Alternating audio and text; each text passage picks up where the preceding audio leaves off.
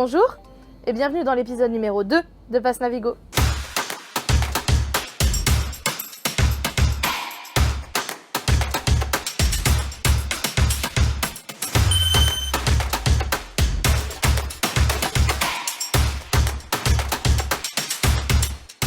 Salut à tous! La dernière fois, nous nous sommes rendus à Fontainebleau, lieu incontournable de la Seine-et-Marne.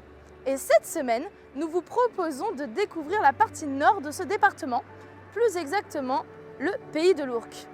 Lieu tant original que dépaysant, c'est à environ 41 km du centre de Paris, non loin de la magnifique ville de Meaux. Nous allons faire notre seconde visite de Passe Navigo.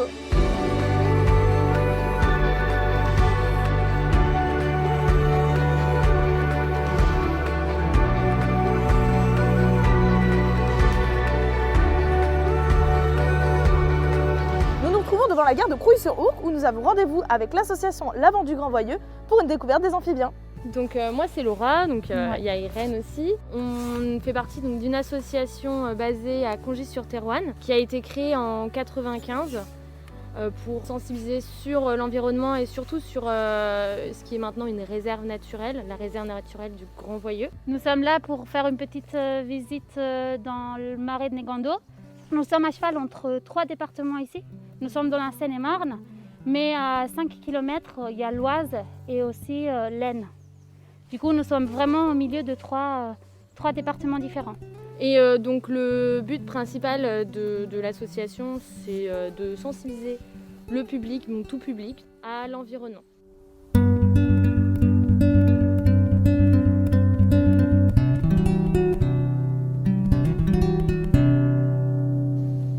Surtout à travers ce type de sortie.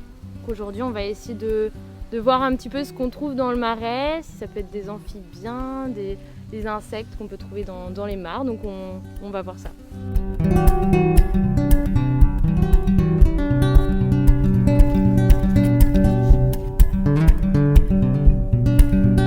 Là, on est à la recherche d'amphibiens et peut-être de tritons, qui sait.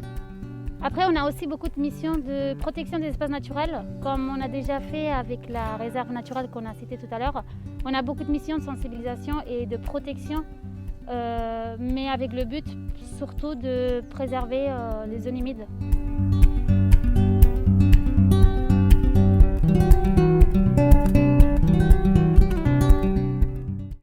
Alors là, on va voir ce qu'on a pris.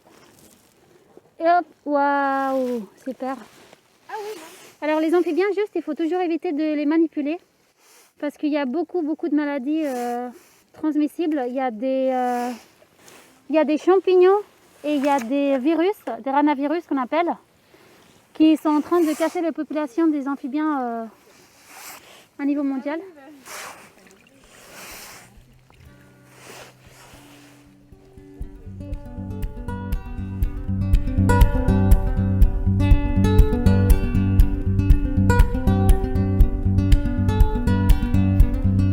C'était une ancienne tourbière qui aujourd'hui c'est un marais qui est en train de s'enfermer. C'est une zone humide, mais que si on n'agit pas pour essayer que ça se réouvre, il y a beaucoup de plantations de peupliers dans le secteur.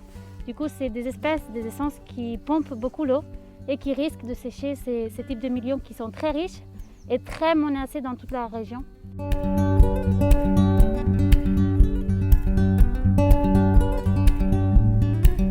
Après la balade dans les marais, nous voici sur les rives du canal de l'Ourcq pour retrouver Romain. Vous verrez, il a plein de choses intéressantes à nous dire. Bonjour Romain. Bonjour Maëlys. Vous êtes l'adjoint au maire chargé de la culture Tout à fait. à Lizy-sur-Ourcq. C'est ça. Merci de nous accueillir dans votre si jolie petite ville. Mais c'est avec plaisir. Nous sommes du coup devant l'église de Lizy-sur-Ourcq. C'est ça.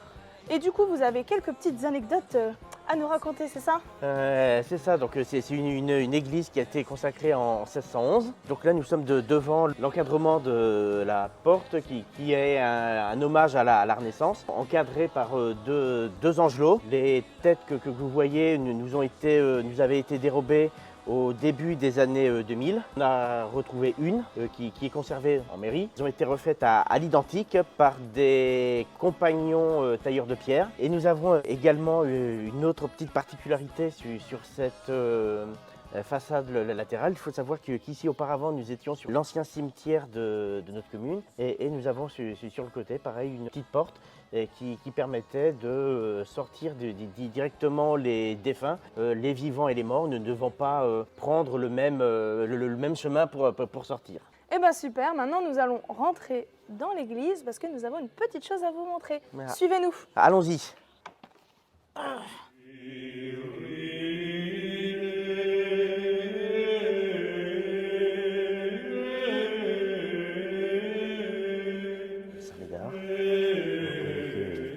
Nous nous retrouvons dans l'église de Lizy-sur-Ourcq et il me semble qu'il s'est passé pas mal de choses. Alors oui, effectivement, donc, pendant la Seconde Guerre mondiale, une bombe a atterri dans l'école qui est juste à côté et détruisant 2 vitraux du 19e siècle. Et ils ont été refaits.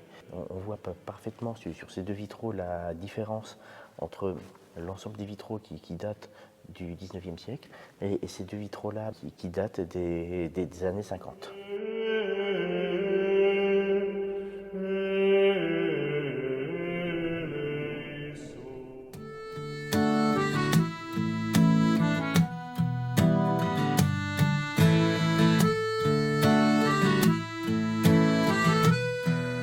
Au 19e siècle, la coutume dans les familles de cirque était qu'à la mort d'un proche, sa roulotte était brûlée. Cela s'explique par la nomalité des gens du cirque. Cependant, Marie-Louise Baglioni, en 1897, mourante et de passage dans la commune, avec le groupe de roulottes tziganes dont elle faisait partie, décide d'y être enterrée par l'amour du lieu.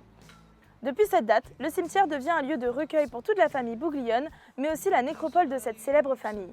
On peut y voir aussi différents noms comme les Avatas. Les particularités de ce cimetière, c'est que nous avons la sépulture de 6 soldats prussiens tombés pendant la guerre de 1870-1871. Nous sommes aussi l'endroit où sont enterrés la quasi-totalité des membres de la famille Bouglione, fameux tombeau en granit bleu. Nous avons également les parents de Madame de Fontenay qui sont également inhumés dans notre commune. On peut aller les voir si ça vous dit.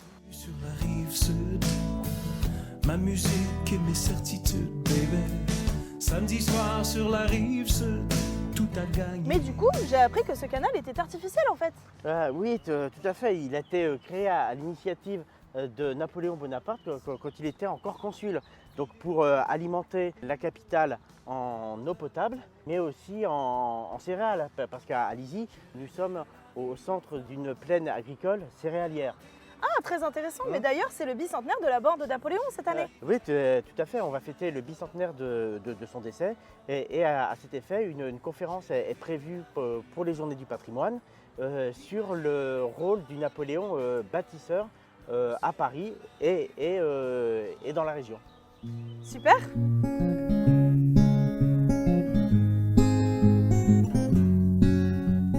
Ainsi s'achève le 2e épisode de cette série. C'est à nouveau devant la gare, nommée l'une des plus belles gares de la région, que nous nous quittons. J'espère que cela vous a plu et on se retrouve bientôt pour un prochain épisode. D'ici là, n'hésitez pas à nous suivre sur les réseaux sociaux et toutes les informations importantes sont en description. À bientôt!